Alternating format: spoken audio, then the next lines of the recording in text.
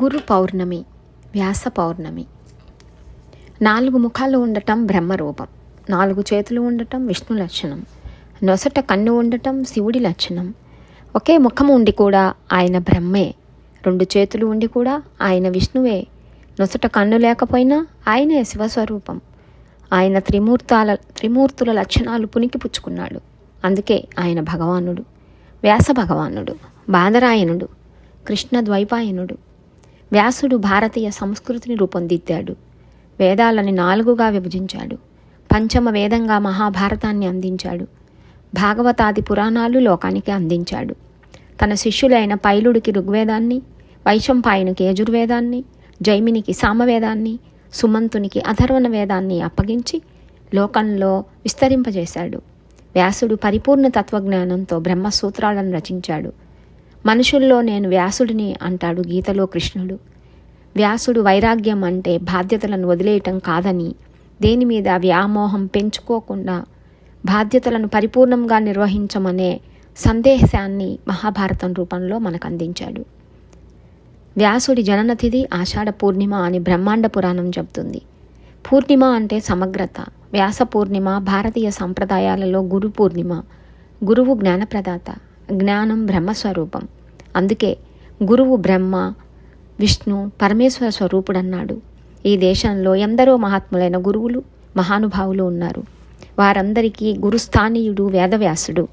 విష్ణుమూర్తి మానవపుత్రుడైన అపాంతర రతముడే ఈ వ్యాసుడిగా అవతరించాడు. ఓ ఈ వ్యాస, ఓ ఈ విశాల బుద్ధ, ఓ ఈ వికసించిన అరవిందాల వలె దీర్ఘ నేత్రాలు కలవాడా, భారతమైన తైలంలో ప్రపూర్ణమైన జ్ఞానమయ ప్రదీపాన్ని ప్రజ్వలింపజేశావు. అటువంటి నీకు వందనం అని ధ్యాన శ్లోకం. గురు బ్రహ్మ గురుర్విష్ణు గురుర్దేవో మహేశ్వర గురు సాక్షాత్ పరబ్రహ్మ తస్మై శ్రీ గురువే నమః. ఆషాఢ శుద్ధ పౌర్ణమిని గురు పౌర్ణమి లేదా వ్యాస పౌర్ణమి అని అంటారు. ఈ రోజున గురు పూజోత్సవం జరిపి గురువులకు కానుకలు, బహుమతులు సమర్పించి వారిని సత్కరించి వారి ఆశీర్వాదములు తీసుకుంటారు. తమ జీవితానికి మార్గనిర్దేశం చేసి ముక్తి వైపు నడిపించినందుకు ప్రతిఫలంగా ఇలా చేస్తారు. గురువు అంటే ఆధ్యాత్మిక జ్ఞానాన్ని బోధించేవాడు. చాలామంది తమ గురువులతో జీవితాంతం అనుబంధం ఏర్పరచుకొని ఉంటారు. ఇది కుటుంబ సంబంధం కూడా కావచ్చు, తరతరాలకు కొనసాగవచ్చు. గురువును భగవంతునికి, భక్తునికి మధ్య సంధానకర్తగా భావిస్తుంటారు. ఈ ఆషాఢ శుద్ధ పౌర్ణమి యొక్క విశిష్టత. ఒక చక్కని ప్రాచీన గాథ కలదు. పూర్వం వారణాసిలో కడు పేద బ్రాహ్మణ దంపతులు ఉండేవారట.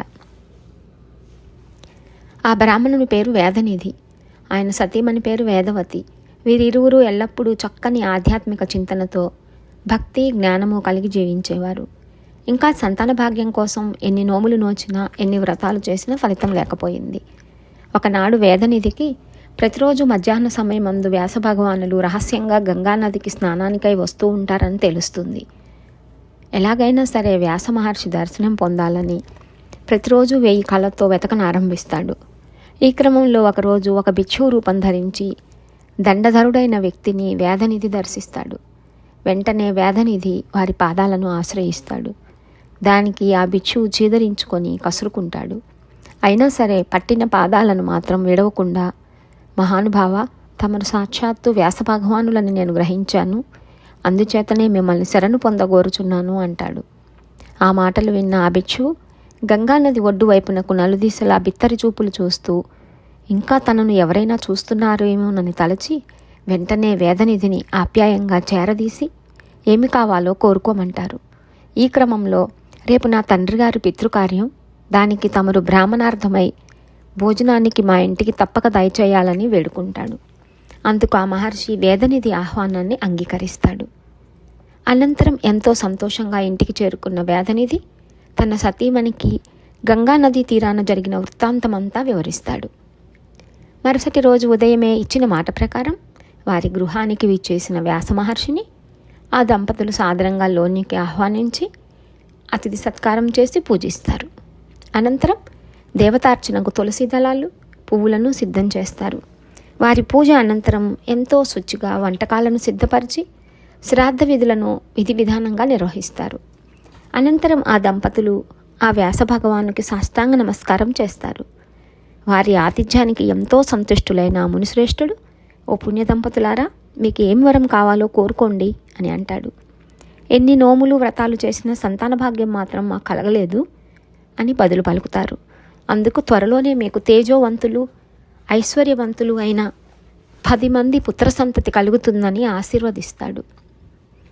ఈ క్రమంలో వేదనిధి వేదవతి దంపతులు వ్యాసముని అనుగ్రహంతో సుఖ సంతోషాలు అంత్యమున విష్ణు సాయుధ్యాన్ని పొందగలిగారు. కాబట్టి వ్యాస పౌర్ణమి రోజున ఆ మహామునిని ప్రార్థించి ఆయన అనుగ్రహం పొందుదుముగాక. వేదవ్యాసుని మానవజాతికి అంతటికీ మంచి ఆధ్యాత్మిక వారసత్వాలను మిగిల్చి వెళ్ళాడు కాబట్టి ఆయన్ను మానవాళికి అంతటికీ గురువుగా భావిస్తుంటారు. వేదవ్యాసుని పూర్వనామం కృష్ణద్వైపాయనుడు. వేదకాలపు సంస్కృతినంతా 4 వేదాల్లో ఆయన సంకలనం చేసిన తర్వాత ఆయన్ను వేదవ్యాసుడిగా పిలవటం ప్రారంభించారు. భారతం కథ అంతులేనిది. ఎంత చెప్పినా ఇంకా ఉందనే తలంపు నుంచే మహాకావ్యం.